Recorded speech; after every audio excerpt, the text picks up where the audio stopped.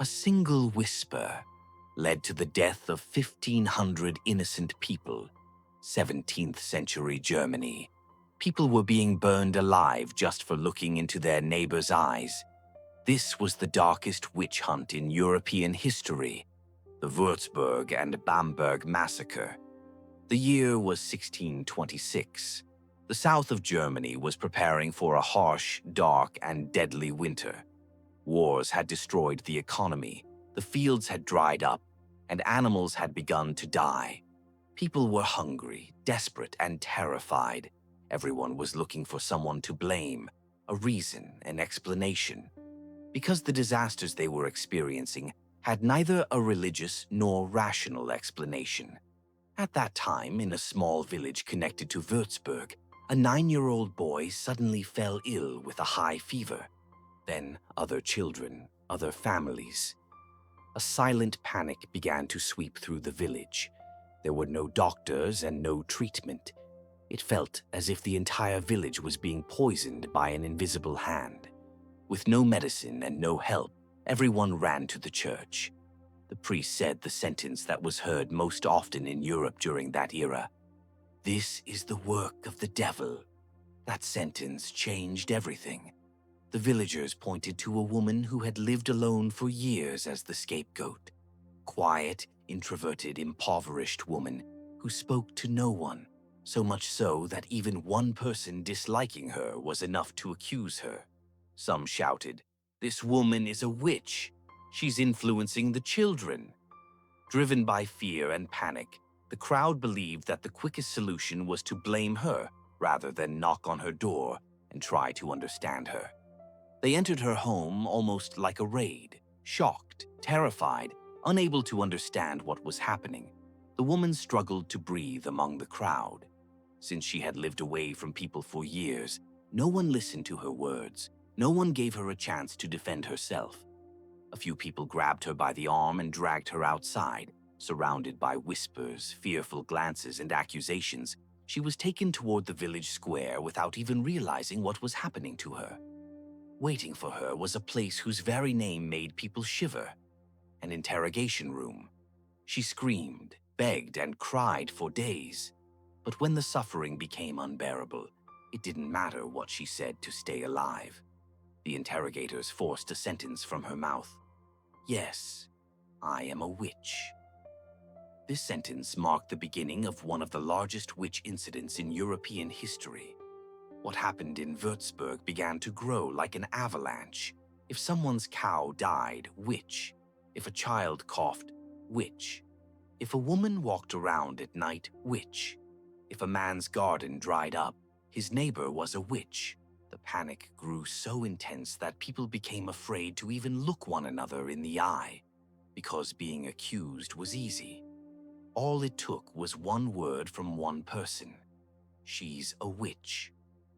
The bishopric of Würzburg fueled this fear by establishing witch courts. These were not real courts. There were no lawyers, no right to defense, no evidence. Confessions were extracted through torture, and everything was decided by one side. As more courts were set up, accusations increased. As accusations increased, executions multiplied. Every day a new fire was lit. And the worst part, among the accused were children. Archives contain records of children as young as 8 being executed as witches. And what were the accusations? Acting strangely at night, looking at someone for too long, causing a child to fall ill, reducing a cow's milk. In Bamberg, however, things became even more terrifying. The Bamberg bishopric established a special interrogation center called the Witch House, Hexenhaus, one of the most feared places of the era.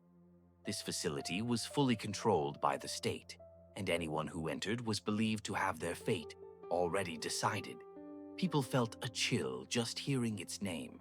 Everyone knew that those who entered rarely came out. Every day, dozens of people were brought there, taken through long corridors, and locked in dark rooms. People were left alone for hours in freezing cells, mentally breaking under the pressure of cold and darkness. Some were kept in water for hours, others lost their strength under constant fear and threats.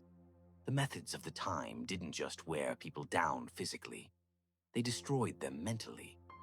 Constant pressure, intimidation, fear-filled noise, the echoes of screams outside. All of it left people unable to express the truth, even if they wanted to. And eventually, almost everyone repeated the set phrases the interrogators wanted to hear. I made a pact with the devil. We held meetings. These statements did not reflect the truth. They were simply the result of people being pushed beyond their limits under immense pressure. There was a huge gap between reality and what they were forced to say, but no one dared question it. The rapidly growing witch hunt reached a point where not only villagers, but priests, teachers, merchants, and even government officials were being accused. The most shocking event in Bamberg was the arrest of Mayor Johannes Junius, a well-educated, respected man loved by the people. He was accused of being a witch. He was taken to the interrogation room. Even as he walked through the dark corridors, he didn't fully understand what he was being accused of. Inside, the pressure and threats awaiting him wore down his spirit more than anything else. Endless questioning, psychological torment, and emotional exhaustion echoed through the stone walls as he cried out in despair. After days of relentless interrogation, drained by fear and fatigue, he was finally forced to say what they wanted to hear.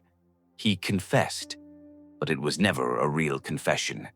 Shortly before his death, he miraculously managed to send a secret letter to his daughter. Its lines carry a heartbreak that cuts like a knife. My daughter, I am innocent. Everything I said was forced out of me. Do not misunderstand me. God knows I am not a witch, but I had no strength left to endure. This letter is still considered one of the most heartbreaking documents in European history. Between 1626 and 1631, nearly 900 people in Würzburg and more than 600 in Bamberg lost their lives under similar accusations. These numbers reveal the devastating collapse the society of that era experienced. A total of 1,500 innocent people. And not only in Germany, in the American Salem witch trials, 20 people died. The number in Germany was 75 times higher.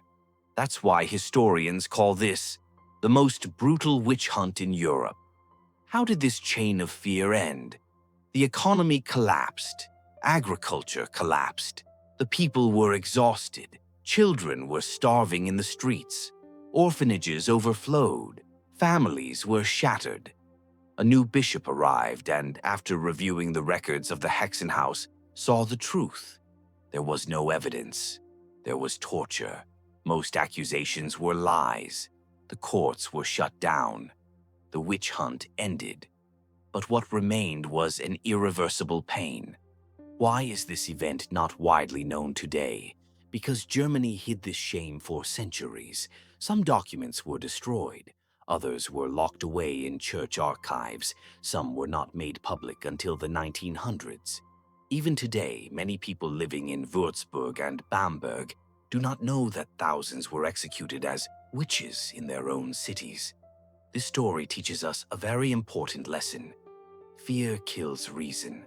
When a society is frightened, it can turn even its closest neighbor into an enemy. A single rumor, a single whisper can lead to the destruction of countless lives.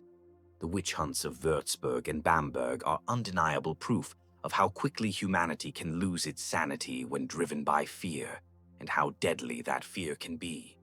It is a dark tale that must be told so it does not get lost in the dusty pages of history. But this tale is real, and it happened. For more videos like this, don't forget to subscribe to our channel and like the video.